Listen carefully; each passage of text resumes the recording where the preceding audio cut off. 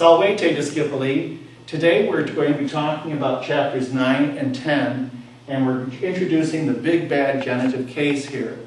And after we have the genitive today, then we just need to do the dative, and we have our complete case system covered. Like I usually do with the chart, here we are. Let me put down noun chart. You should be downloading these from your online program, and files to download under Documenta. You have a noun chart to fill in, and of course you've been having tests on this and so on. We have three declensions. First, we have second, and we have third. Sound familiar? I hope it does. Each declension, these are families of nouns, has singular and plural. Singular and plural. Singular and plural. Okay? And we have our five cases: nominative, genitive, excuse my writing, dative, accusative, and ablative. There's a vocative case also, but it's so simple we don't need to make a big deal out of it, so we don't list it ordinarily. Okay, a quick review. Take the word philia, the word for daughter, ends in A. It is a first declension noun and is declined in the first declension. So we have A for the nominative singular, AE for the nominative plural. Now the genitive is going to also be AE and the plural ARUM. The dative we haven't had. Accusative we have AM and AS, singular and plural. The ablative A with a long mark, and then IS in the plural. Okay, there's our genitive case. The genitive case is used for possession, where we would say of or apostrophe S, Joe's car, Mary's book, the book of Mary, the Gulf of Mexico. Wherever we use the word of or apostrophe S or even S apostrophe, we use the genitive case in Latin. Let me repeat that. Whenever we use the verb or the word of in English, or apostrophe S or S apostrophe, we're talking about possession, we use the genitive case in Latin. So it's a very common case. It's also going to be used for something else that's important. Let me fill these endings in and I'll tell you what that is. US here, and then we have I here, and we have an I here in the genitive, ORUM in the genitive plural, UM in the accusative singular, OS here, O, and then IS here. In our third declension here, remember we don't know what the ending is for nominative singular third, you just have to surmise it. Then ES, after today you won't have to surmise it, I'll tell you why. IS, UM, down here, EM, ES, and then ablative would be E and IDUS. We haven't had the dative yet. It's coming up soon. Okay, here's the secret I've been keeping from you. The genitive singular always appears with every single noun in the vocabulary list or dictionary. When you open up a dictionary, I don't care whether it's your book or the AMSCO, it really doesn't matter. For example, here's the word littera, which is the word for a letter, like the letter of an alphabet. Okay, littera, litteri. It gives me two forms. The first word in the dictionary is the nominative singular form, littera. The second one is the genitive singular, litteri. Okay, so it's the genitive singular that gives you or betrays what declension a noun is in. So how do we know what declension a noun is in? By looking at the genitive singular ending. So if I take the word lex, which means law, okay, and I want to know what declension it's in, I look it up and it's lex legis. That's what it'll look like in the dictionary or a vocabulary list. Lex legis.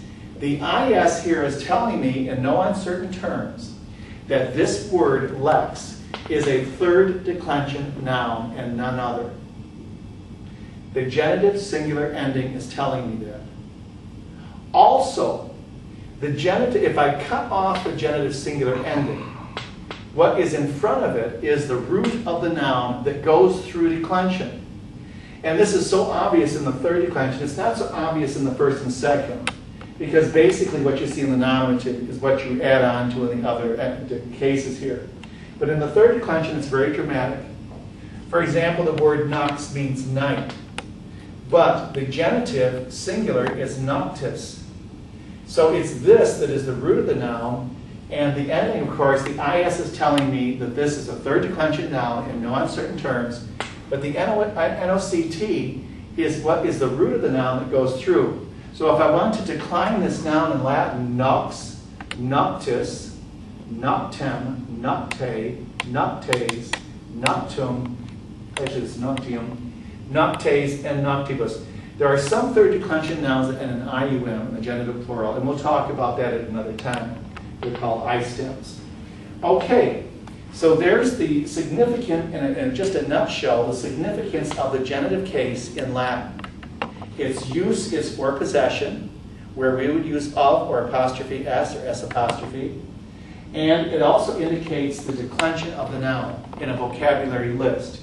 It also indicates the stem base root of the noun when you cut off the genitive ending. So it's very significant, the genitive case.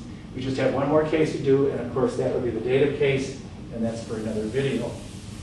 I have a note here to go over. Well, even before I do that, I'm glad I didn't finish erasing that. I have a note here for neuters also, so I'm going to put this I back in here. Neuter nouns. Remember, that's gender now. We have masculine nouns, we have feminine nouns, and we have neuter nouns. The first declension, which I erased over here, is all feminine, except for a couple exceptions. It's basically a feminine declension. No problem. Second declension is neuter and masculine. Mostly masculine, but you get some neuter nouns in here. And the neuter nouns tend to be identifiable. They end in UM in the nominative singular. So in your vocabulary list, if you see words like oppidum and bellum and periculum, those are all neuter nouns of the second declension. And what they do is they end in UM here in the nominative singular. And there's a rule about neuter nouns. Whatever the nominative singular is, the accusative singular will also be the exact same duplicate. If it's oppidum here, that's the word for town, then it's going to be oppidum here. The neuter plural ends in A. Therefore, in the accusative plural, it's going to end in A. So oppida would be the word towns in the nominative plural and the accusative plural, second declension. In the third declension, we have masculine nouns, we have feminine nouns, and we have neuter nouns. The third declension has them all. First declension is feminine. Second declension, masculine and neuter. Third declension, masculine, feminine, and neuter. The neuter nouns do the same thing in this declension that they did in this declension. They'll end in A here, and they'll end in an A here. All right, let me give you an example of a neuter noun, animal, which means animal. Animal is the pronunciation in Latin. Animalia here, animalia. Otherwise, they have the same endings as any other noun in their own declension. It's just the nominative and accusative. Whatever the nominative is, the accusative is going to be here. So if it's animal here, then the accusative singular is going to be animal. Okay? That's just the thing about neuter nouns. That's how we do it. The last subject I want to talk about in this video segment is the adverb. We've talked about prepositions, we've talked about adjectives, we've talked about verbs, but we really haven't made a big deal out of adverbs. And they're not really a big deal, but you have to realize what's going on. On your National Latin exam next March, you will have a question on adverbs. Adverbs come from adjectives. Okay, I can say nice. This is a nice day. Or I can say, gee, you did that nicely. Someone hits a golf ball nicely. Nicely. In English, we usually add ly to an adjective to make it an adverb. Not always. We have words like often and tomorrow and yesterday. They're all adverbs. Adverbs basically tell you how, when, what, why, and where. And it's sort of a manner, how you did it. So nice is the adjective, nicely is the adverb. And we have the same phenomenon in Latin. We have words that are just adverbs by spelling.